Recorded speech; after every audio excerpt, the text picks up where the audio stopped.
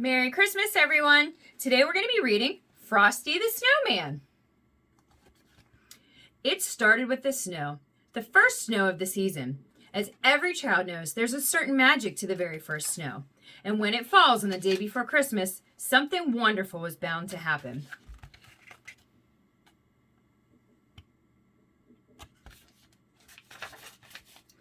Children, back to your seats, called the teacher. The snow can wait. I've hired Professor Hinkle, the magician, to entertain us for our Christmas party.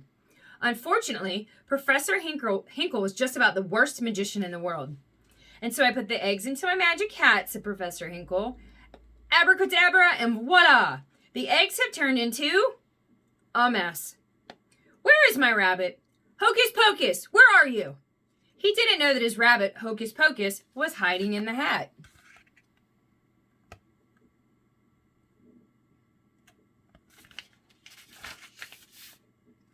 The only thing this hat is good for is the trash can, said Professor Hinkle. But the hat didn't stay in the trash for long. The hat, with Hocus Pocus underneath, hopped out the door. That was when the bell rang and children were free for the whole Christmas holiday.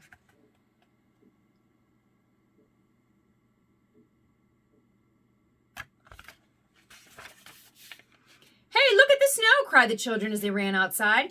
They worked together to build the first snowman of the season. Once the children had given him eyes, a nose, and a mouth, it was time to name him. How about Frosty, said Karen. Frosty the Snowman.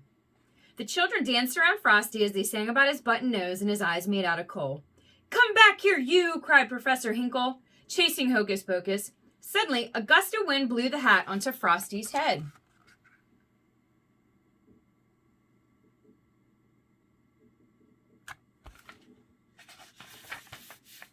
Happy birthday, said the snowman.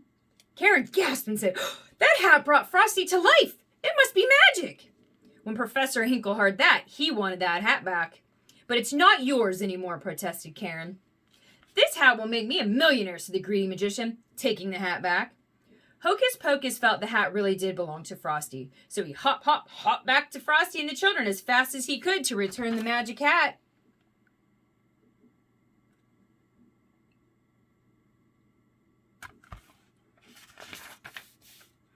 Happy birthday, said Frosty again as soon as the hat was placed on his head. Hey, I said my first words. I'm alive. What a neat thing to happen to a nice guy like me. The magic hat made Frosty dance around. The children cheered as Frosty began to laugh and play with them. There had never been such a wonderful winter day.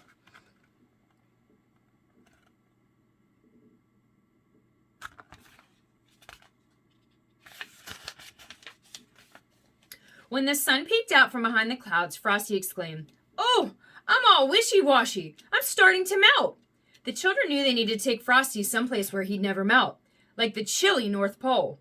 They decided to go to the railroad station and find a train for Frosty. Let's have a parade through town, shouted Frosty. Come on, kids, follow the leader. All too soon it was time for the train and Frosty to leave. I'll go with you, Frosty, said Karen. I'm sure I'll be back in time for supper. Karen, Frosty, and Hocus Pocus jumped into a refrigerated boxcar on a freight train headed north. No one saw Professor Hinkle sneak under the train car and hold on.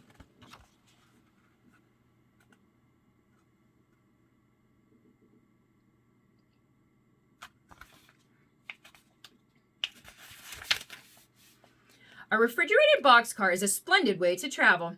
Splendid, that is, if one is a snowman or a furry-coated rabbit. For a little girl like Karen, it was just too cold. So when the freight train made a stop, Frosty got them all out.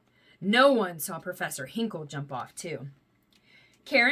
Frosty took Karen and Hocus Pocus to a wooded glen, where they found animals decorating the trees for their big celebration. They knew Santa Claus was coming that night. After Hocus Pocus spoke to the animals, they agreed to build a campfire to keep Karen warm. But it didn't take long for Professor Hinkle to catch up with the friends.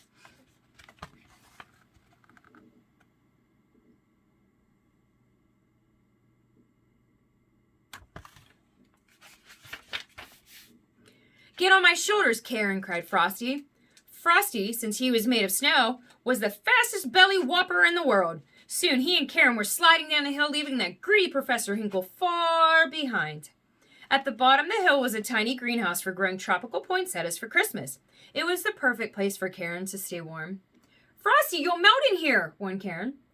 I'll only stay inside for a minute, Frosty assured her. But that nasty Professor Hinkle caught up with them, and once again, he locked the door, trapping the friends inside.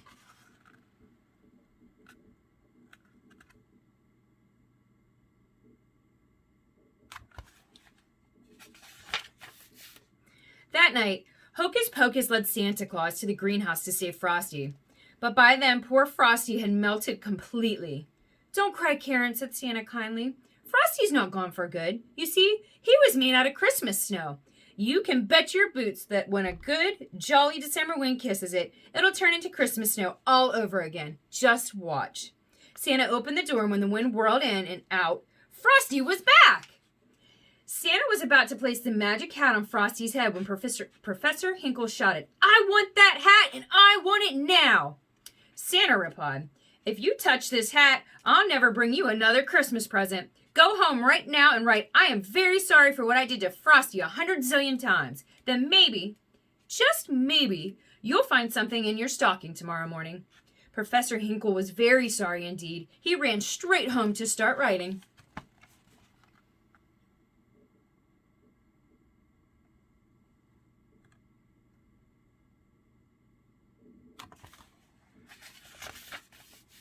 Happy birthday, said Frosty once more. Karen was happy to see her friend again, but now it was time to go home. Santa put Karen in his sleigh and promised her that he would take Frosty back to the North Pole with him. Karen hated to say goodbye to Frosty, but Santa said that Frosty could return every year with the magic Christmas snow.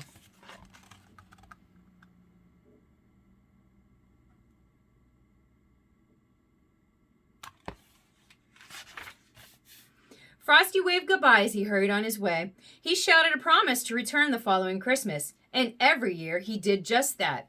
Merry Christmas!